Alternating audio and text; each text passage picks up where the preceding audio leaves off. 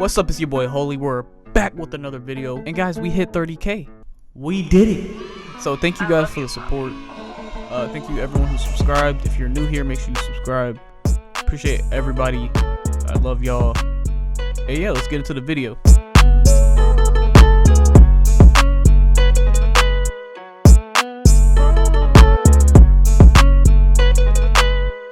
Alright, today's video is going to be 5 things you should know or that you need to know in FL Studio, so that way your workflow can be just way faster, way better. Or it's just like tips and tricks. The first thing I want to show you guys is I just helped this guy on Instagram who had a question. He was like, he half-timed his sample and it had like a bunch of clicking noises. I don't think this one does, but if your halftime or gross beat or whatever has a bunch of clicking noises, I'll try to show an example. Let's see. Pitch shifter.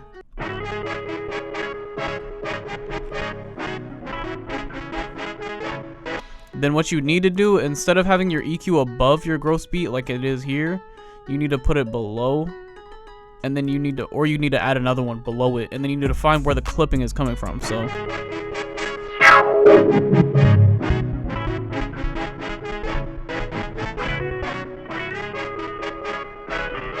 So we can hear most of the clicking is from the low end. You can even see it in the waveform.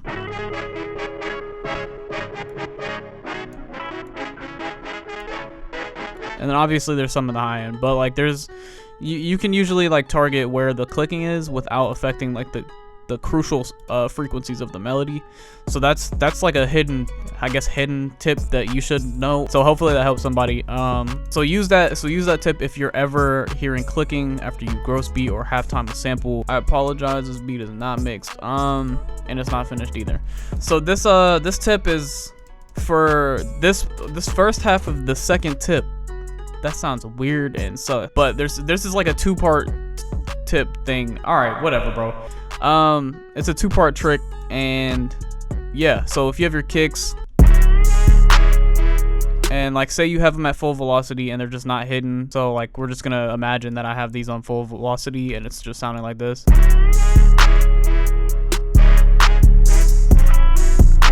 Like where it just barely sounds like there's even a kick. What you want to do is you want to go here to this little, I don't even know what this icon is. I think they call it effects target, and then you want to go to the boost knob and turn it up a little bit. However much you need for it to actually slap.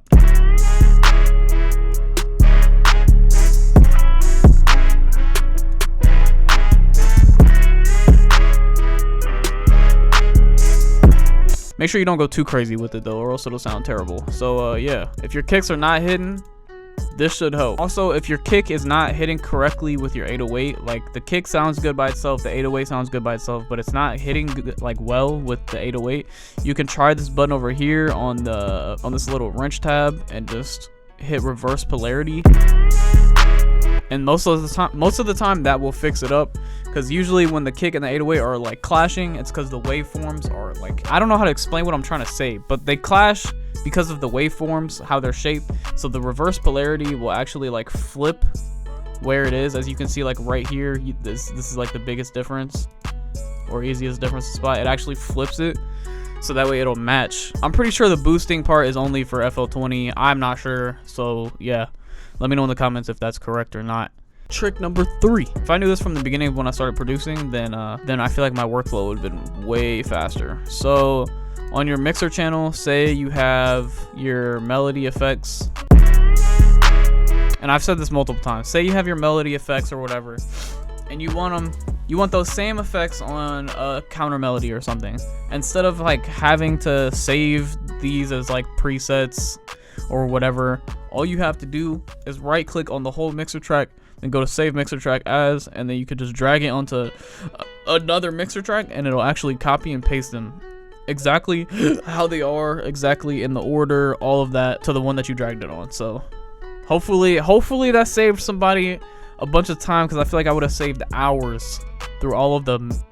I don't even know how many beats I've made and I didn't use this technique. So yeah, hopefully this helps somebody. Next I have 5 of these shortcuts in the piano roll. So the first one, kind of found out, I mean, like I already knew that it flipped, but I didn't know that I didn't think to use it for different things. So like say you wanted this like these rolls to swap places.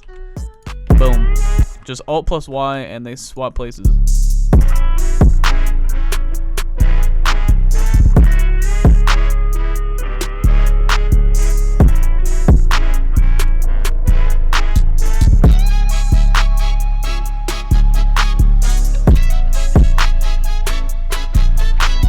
Another one is Alt X, and this will lower or raise the velocities depending on how you drag this multiply slider in the middle. Another one is, say you just made the bass line and you want to, like, you're trying to make a beat really quickly.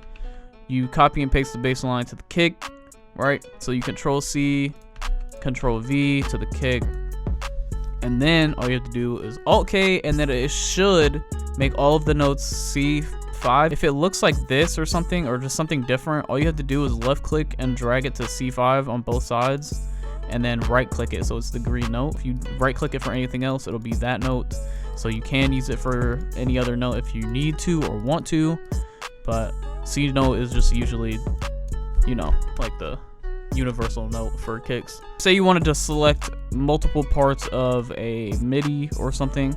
Say I wanted this half and then I just wanted this roll and this roll. How you do that is you Control left click drag to select multiple notes, and then after that you Control shift drag to get the ones that you missed. So what you can do is, and I think you have to have the notes, so they have to be stretched to like the grid length, and how you do that is you Shift D. So I Shift D, and then you Control left click drag, and then you Control shift left click to get the ones you missed, and then you zoom in, whatever.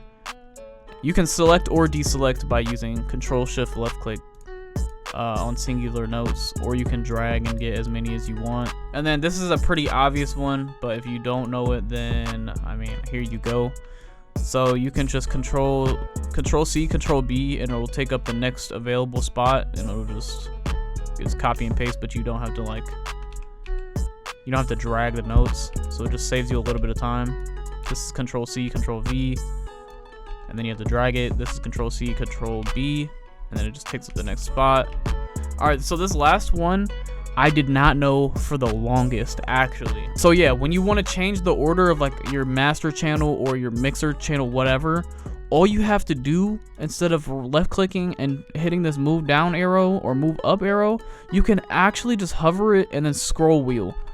I did not know that at all. Stupid. Yes, sir. If you're new here, hit that subscribe button. We're aiming for 40K now. If you learned anything or if you enjoyed the video, hit the like button. Make sure you turn on notifications, and I'm gonna catch you guys in my next video.